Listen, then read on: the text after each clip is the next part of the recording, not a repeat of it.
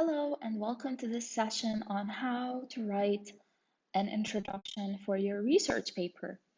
As you remember from the outline, the introduction should have at least 4 points. It should be there. Now, this is definitely not the only way an introduction can be written, but this has been proven to be successful and efficient. First of all, your introduction should have an attention getter. It should define the terms. It should tell me what frame the paper is, so the relevance of the subject, and the importance of the issue. The attention getter can be a question, startling or interesting statistics, startling statement, anecdote, or a quotation. These should not be freestanding. If they are freestanding, I'll show you an example of how they should be put. However, the definition of terms, you should be very clear on what you're talking about and what you mean when you say a particular word. Maybe how you define it, or maybe how the research you have tackled defines it. The frame should not be stated directly, it should be alluded to, as we will see in the example, and the importance of the issue at hand. Of course, your thesis statement sometimes appears at the end of the introduction, but this is not always the case. Let's take a look at one example. This paper talks about business communication studies, and in particular about the data collection in business communication studies. It's a 15-page paper, and so the introduction is a one-page introduction. The title is Data Collection in Business Communication Studies, and it has the 4 different parts of what should be in the introduction. However, what it also has is the thesis statement at the end. Understanding how these articles approached their methods of data collection helps the reader in understanding how these studies are designed, how to replicate them, and how to validate collected information. So this is the thesis statement. Um, the beginning of the introduction has an attention-grabbing point, which is saying basically that business communication is is something that is relevant to so many different businesses and NGOs, government ministries, hospitals, foundations, and universities, which operate as businesses, um, and that communication challenges arise. Unfortunately, there aren't any or sufficient business communication academic studies that are being done on the subject, which gave rise to some journals on business communication. Um, it says that one of these journals is IJBC.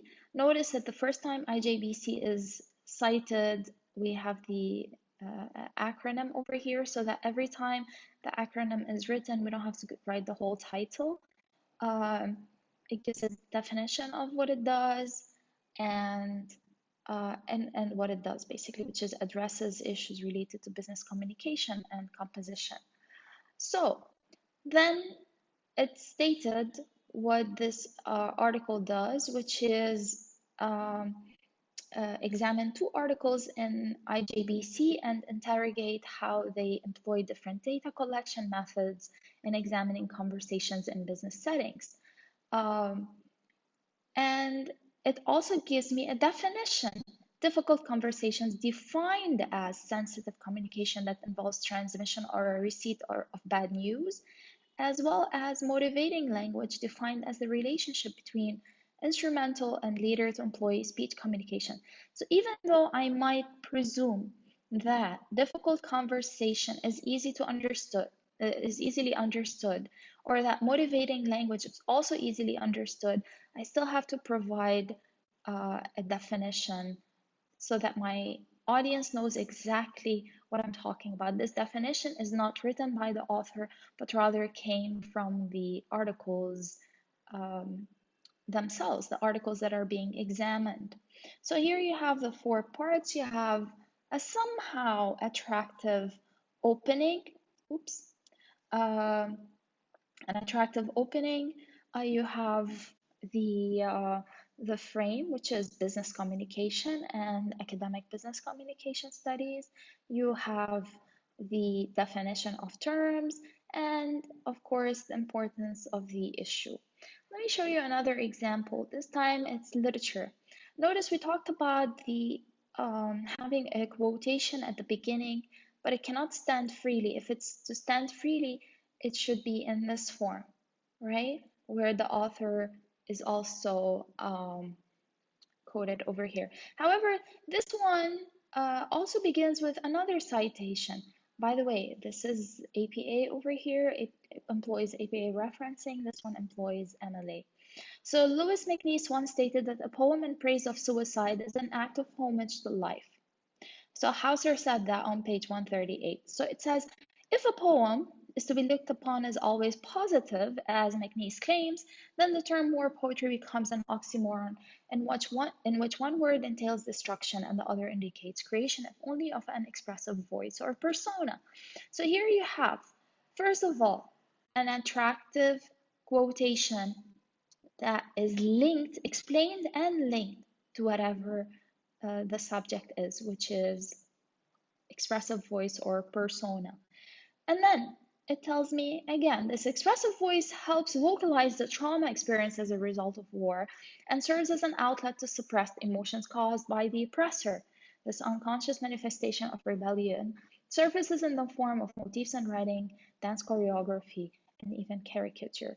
So here it's also a very good explanation or importance of the subject, and it is somehow framing it. It's saying that it is definitely about poetry, but it's political and it's also psychological, right? So those two examples show you how an introduction can be done to a particular paper. This one is a little bit longer, and it is because it is, I mean, the actual paper is 68 pages long, so having a few pages for the introduction, namely 4 pages for the introduction, is not a bad idea. That's it for now. In another video, I will explain to you how the conclusion is written and maybe also about background information and significance.